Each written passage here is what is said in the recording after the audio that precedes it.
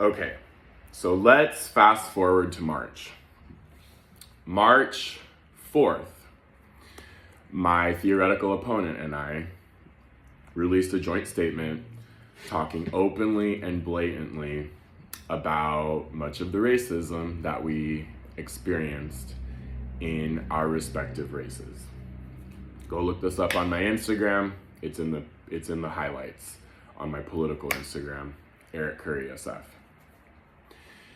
No media outlet covered it. No major club, it was just silence. And earlier I told you folks about a reporter, if you can call him that.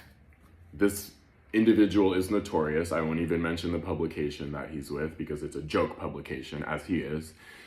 And again, covered me extensively, covered my launch, covered a lot of my platforms. Actually, before I ran, sent a photographer out to my parents' neighborhood to cover my business.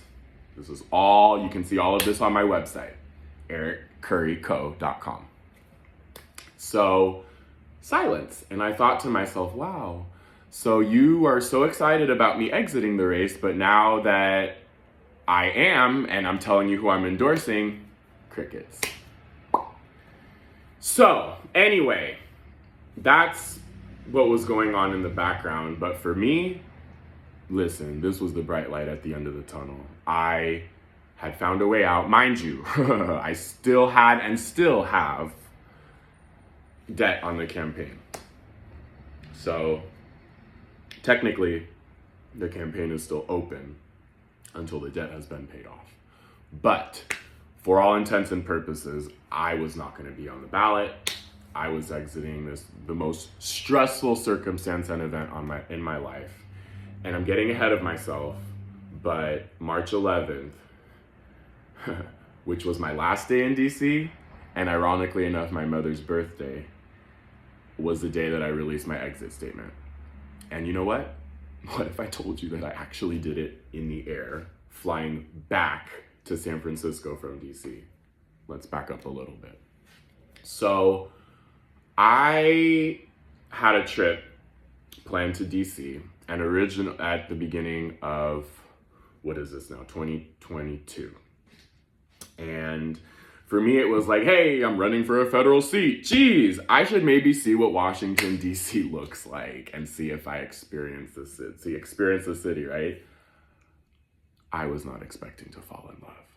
I know that sounds absolutely crazy. I know it even sounds a little bit like, wow, here I am, this anti-capitalist, San Franciscan activist. And I just fell in love with the empire. The best way I know how to describe DC, it's like my own personal little Christmas carol. And when you walk the streets of DC, well, one, I felt safe walking those streets at nighttime. All different hours of the night. That's not the case in San Francisco. Sorry. It is what it is. Except for the rats. Them rats will try you. And I gave up the sidewalk to the DC rats often. Y'all can have the sidewalk. I'm not gonna, no, not those rats.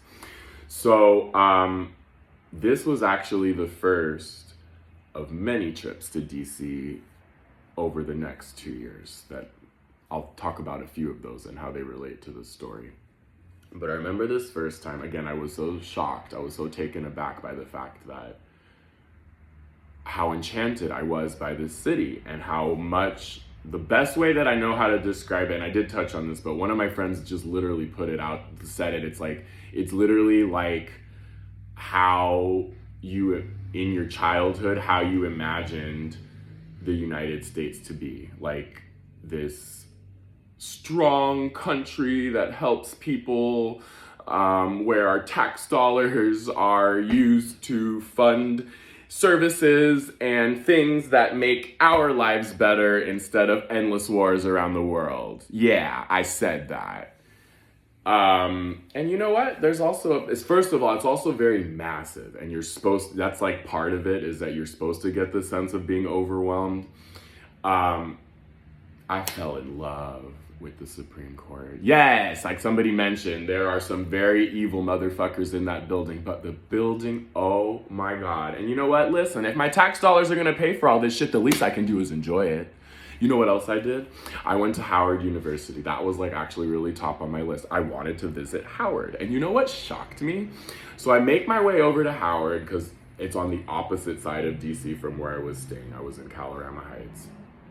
And I go to Howard, and in the middle of the campus, there's like this whole big flex. There's like this poster board talking about a president who visited. You know who that president was?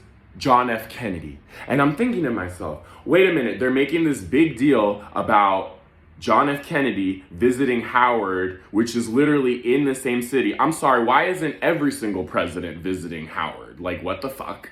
And also, like, okay, Thurgood Marshall went here, and also, like, the current vice president went here. Like, this is kind of a big deal institution, and yet, oh, the president, like, I found the time to come over. Like, what the fuck?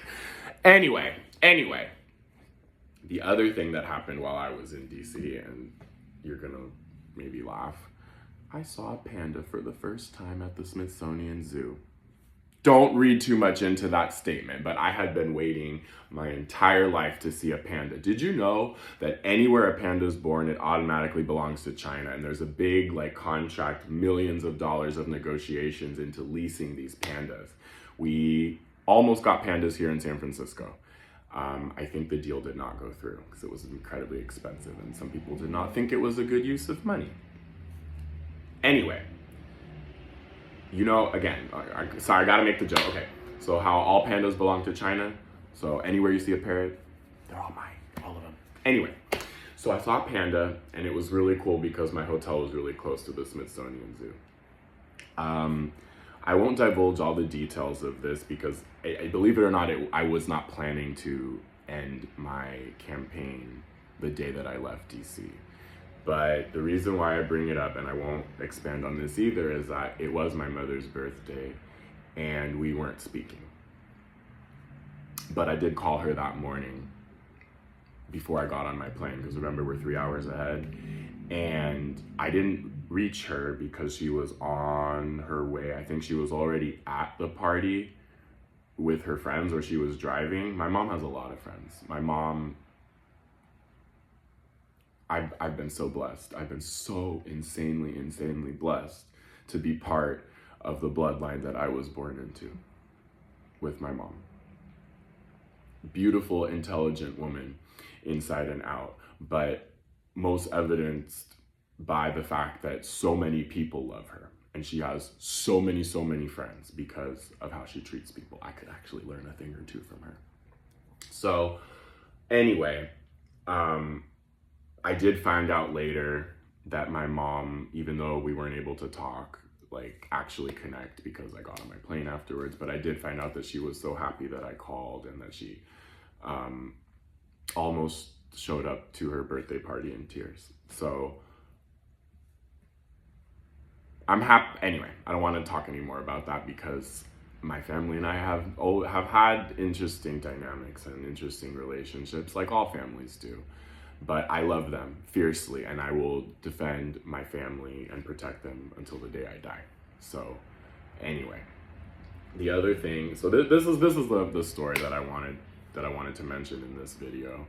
It's just I have to tell it. So I have never seen The Color Purple before. Never seen The Color Purple. So I watched one half on the end of my flight going into DC. And then I watched the second half at the beginning of the flight going back to San Francisco. Now, keep in mind that I'm typing up my statement. I began it in the airport. I paid for the Wi-Fi pass to literally and send that statement over the air. And the reason why there was a huge push is that, again, we're 3 hours ahead, but I wanted to get it out Friday afternoon. That's what my opponent's campaign managers suggested would be kind of the best timing for that, for the kind of statement that I was releasing. So again, I was a huge push. I did not realize how emotional this would make me. And you can go on, you can read this statement, but I I talked about my ancestors, I talked about my abuelito, I talked about both sides of my family, actually. My ancestors who came from Genoa, Italy, 1865, my ancestors who survived the Civil War in El Salvador, and my abuelito who had all of a third grade education and somehow built a life where he was able to put down payments on 4 homes so that his grandkids, who he never met, could live a life that he could only imagine. So when I tell you how much I owe to my ancestors and how this experience connected me with them in a way that I did not think was possible, I don't say that lightly. And I mention that because even though it might not seem like it's connected to the story, it absolutely is. And the other thing I want to make very clear is that you might not see them, but I promise you they are here. I promise you. There's nothing in this world that you can face, that you will face, that your ancestors cannot help you with. I promise you. So, I'm sitting here typing this statement. I gotta pee a lot, so I always got the ILC getting up to go pee, and sometimes I'm closing my laptop, sometimes I'm not, but I'm sitting next to these 2 Stanford undergrads, and one's asleep, the other one's like peeking over, pretending that she's not reading, but I can see her expression. She's very obviously reading what I'm doing. I'm gonna fucking laugh. And then here's the other thing.